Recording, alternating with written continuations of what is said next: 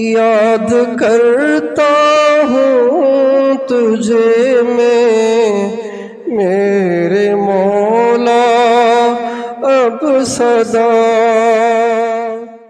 کہ حضرت امام حسن، حضرت امام حسین، ان دونوں کی مثال حضرت اسحاق اور حضرت اسماعیل کی سی ہے۔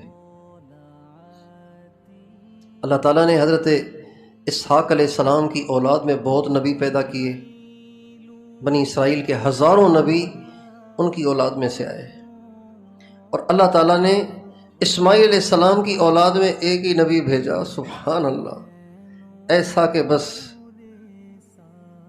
سب پہ بھاری، یعنی خاتم النبیین رحمت دو عالم صلی اللہ علیہ وسلم۔ تو کچھ اسی طرح کا معاملہ حضرت امام حسن اور حسین کے ساتھ بھی پیش آئے گا کہ اللہ تعالیٰ حضرت امام حسین کی اولاد میں بہت اولیاء اور بہت علماء اور بہت پیدا کریں گے۔ ابھی بھی یمن میں ایک علاقہ ہے حضرموت، اس میں ایک علاقہ ہے تریم، سیون، حضرموت کا علاقہ، تو وہاں بڑے بڑے علماء ہیں، بڑے بڑے محدثین ہیں، بڑے بڑے صوفیاء ہیں، اور سب کے سب حضرت امام حسین کی اولاد میں سے۔ تو حضرت امام حسین کی اولاد میں بنسبت امام حسن کی اولاد کے زیادہ اولیاء کی بہتات رہی۔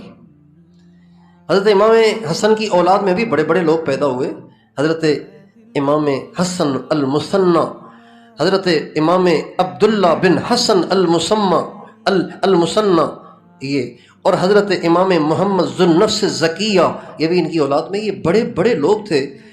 اور پیران پیر غوث الثقلین حضرت شیخ عبد القادر جیلانی، یہ بھی حضرت امام حسن کی اولاد میں سے ہیں۔ لیکن آخری زمانے میں امام حسن کی اولاد میں سے ایک ایسی ہستی کی ولادت ہوگی، ایک ایسی ہستی دنیا میں ظاہر ہوگی کہ جن کی نظیر پچھلے ولیوں میں نہیں ہوگی۔ امام ربانی مجدد الفسانی رحمۃ اللہ علیہ کے ارشاد سے پتہ چلتا ہے کہ ان کا درجہ پچھلے تمام ولیوں سے بڑا ہوگا، پچھلے تمام ولیوں سے بڑا ہوگا۔ کیوں؟ اس لیے کہ وہ صحابی ہوں گے نا، حضرت عیسیٰ علیہ السلام کے صحابی ہوں گے،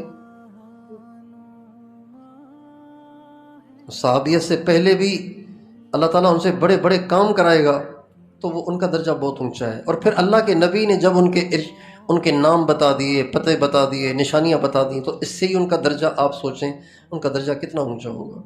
تمام اولیاء بہت بڑے، لیکن وہ منصوص نہیں ہیں۔ حضور نے احادیث میں نہیں فرمایا کہ بھائی فلاں زمانے میں ایک فلاں بزرگ آئیں گے، بڑے بزرگ ہوں گے۔ ان کے بارے میں تو ساری باتیں صراحتاً بتائی گئی ہیں، اس لیے ان کی بزرگی منصوص ہے، لہٰذا ان کا درجہ بہت اونچا ہوگا۔ اللہ تعالیٰ ہمیں ان کے، اگر ہمارے زمانے میں ان کا ظہور ہو تو ہمیں ان کے ادنا سے خدام میں شامل فرمائے۔ اس کے تذکرے ہونے چاہیے، یہ اہل بیت میں سے ہوں گے، ہمارے نبی کے اہل بیت میں سے ہوں گے۔ آپ علیہ السلام گھر میں داخل ہوئے اور آپ علیہ السلام نے اماں فاطمہ کو دیکھا اور فرمایا، یا فاطمہ ابشری فإن المہدی منکی، فاطمہ تجھے مبارک ہو، مہدی جس سے دنیا میں اسلام پھیلے گا اور ہمیشہ کے لیے کفر مٹے گا، وہ تیری اولاد میں سے ہوگا۔ اہل بیت نے بڑی قربانیاں دیں، کتنے بزرگوں کو زہر دیا گیا، آپ سن رہے ہیں کئی دنوں سے، اور ان کو تخت سے دور رکھا گیا، کہیں یہ آ نہ جائیں، کہیں یہ آ نہ جائیں۔ ان کے خلاف سازشیں، ان کو زہر دینا اور ان سے لڑ کے ان کو شہید کرنا، پھر ان کی لاش کو بھی قبر سے نکالنا، پھر ان کے سر کو جدا کرنا، پھر اس کو مختلف ملکوں میں لٹکانا، اور پھر ان کے جسم کو 4 سال تک لٹکائے رکھنا، 4 سال تک لٹکائے رکھنا، اور 4 سال کے بعد ان کے جسم کو جلا کر اس کی راکھ کو ہوا میں اڑا دینا۔